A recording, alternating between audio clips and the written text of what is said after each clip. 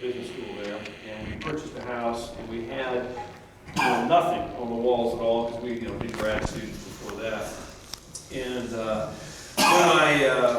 when we had young kids at the time, and we went away for a weekend visit to Chicago, left the kiddies with Grandma, and went up to in Chicago, and we happened to wander into a North Michigan Avenue gallery, and I noticed they had a sign out in front that said, Rembrandt, etching, Albrecht Dürer engraving, and Whistler lithograph show. And I said, well, these were, I didn't know much about art, and neither did Mary, but we at least heard of these three names. And so he said, well, I'll just walk in and see what they're selling.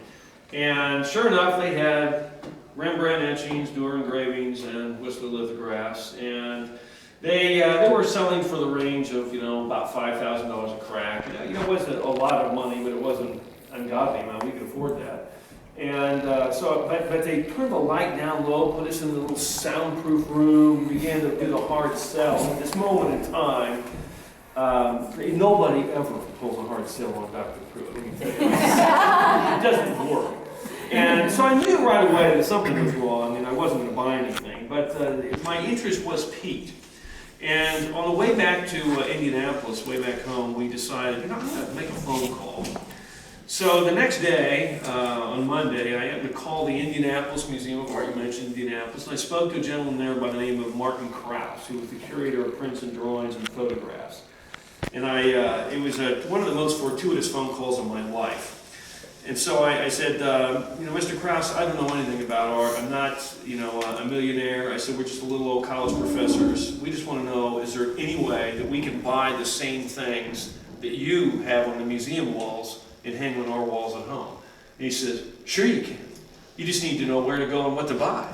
And I said, what do you buy? He goes, multiple originals, things like etchings, lithographs, photographs. I said, okay, great. Where do we go? Nowhere in this state. So it turns out, though, that next weekend, the dealer, one of these private dealers who sells mostly to museums, was actually coming into the Indianapolis Museum of Art to sell things to them. And he said, would you like to come by and look at the things with us? It's just like, oh my God, what an opportunity. So we went that day, and we picked out two items, and they were $1,100 in total. One was from 1530, and one was from 1890. We wrote out that check that day for $1,100. My hand was shaking like this. And I said to the curator, Mr. Krause, and I said, look, we don't know anything about this. Should I be doing this? And he goes, look, it's not what you know when you begin collecting. It is who you know. And I said, okay, I felt better about that because I certainly know him, and he was saying this was a great guy to buy from. He's no longer with us, that dealer, Jeffrey Wortman. He then said, this is a great place to begin starting a collection. And so we bought those two things, and he goes, nobody learns about art until you buy it. Then once you buy it, you learn, because you have now an incentive to learn about these things. Yeah. And so anyway, the next week, actually it was maybe 2 weeks later, there was a big art show in New York City called Works on Paper. It was the very first one that they had. And this is, Alex, at 1989. And Mary and I said, we need to go.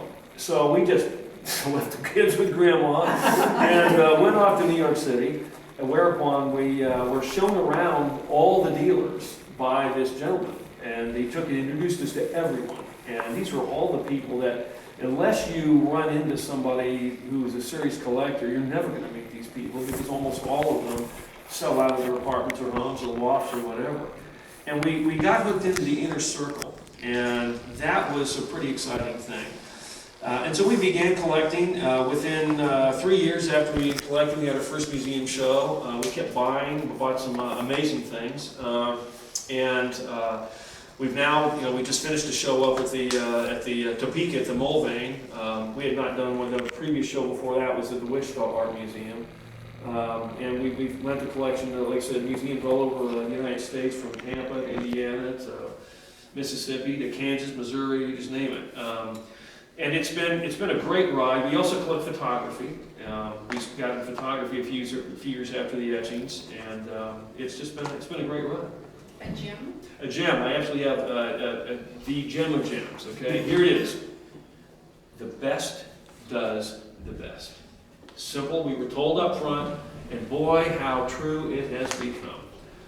If you want to, if you're interested in, and no one would spend the kind of money that Mary and I spent on prints and, you know, and photographs if we did not have at least the ability to get out of this money out of them at some point in time. I mean, it's a rather substantial amount of money for us. But the rule that people have told us, you know, the best artists and their best work always do better than the lesser works by that artist, or the best works even by lesser artists. Name drives everything in the art world. It's just a simple fact. That is the true gem of wisdom. Thank you. Paul? Wake up.